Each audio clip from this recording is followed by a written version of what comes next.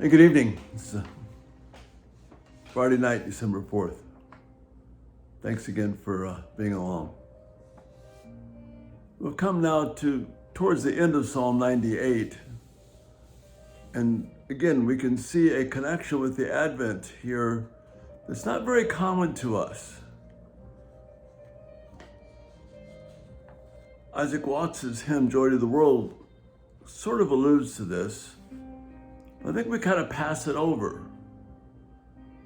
And I want to focus on this tonight because it's important for us, especially if we're going to have a good witness to the community and something to be excited about. First section talked about the great victory, the message of the victory that God has won and secured for us. And then in verses 4 to 6, we read about how God commands all the peoples of the world to shout for joy, the nations of the world to shout for joy to God and the great things that he has done. And just how amazing that is and how appropriate it is. And then in this section, we talk about the physical creation. Just listen to this for a minute. Let the sea and all that fills it, the world and those who live in it, resound. Let the rivers clap their hands. Let the mountains shout together for joy before the Lord, for he is coming to judge the earth.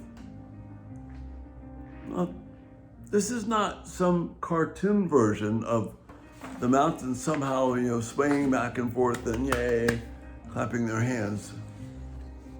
No, this is a literal presentation of the creation, eagerly rejoicing in the advent of Christ to make things right. Now, why is that? Why are rivers literally clapping their hands?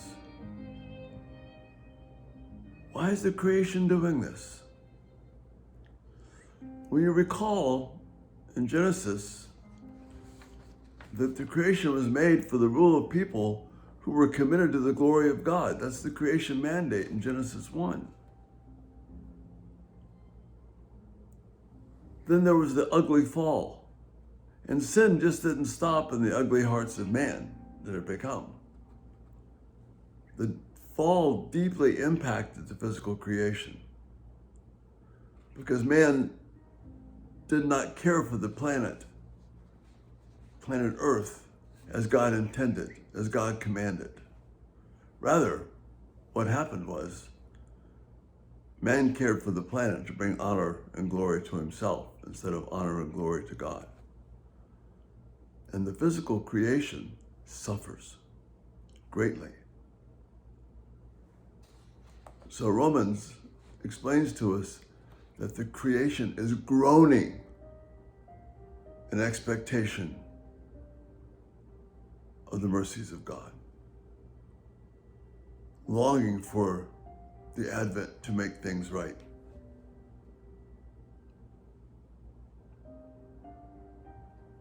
So literally, at the coming of the King in Advent, the creation is going to be made right. And there will be fully completed in the new heavens and the new earth. But now, Christ conquering sin on the cross, the creation responds in joy and eagerness. The truth is, we haven't cared for the planet well as a race of men. We haven't done a good job. There are places on this world we can go and see where we haven't messed up too badly and we're stunned at the beauty of it. I've had the joy of being able to see back places in Alaska where people have not been, and the beauty is just overwhelming. But even then, the sin of man lingers. The hills of Switzerland, the beauty of Hawaii. I've been blessed to see those things. Sunsets in Florida, they're overwhelming.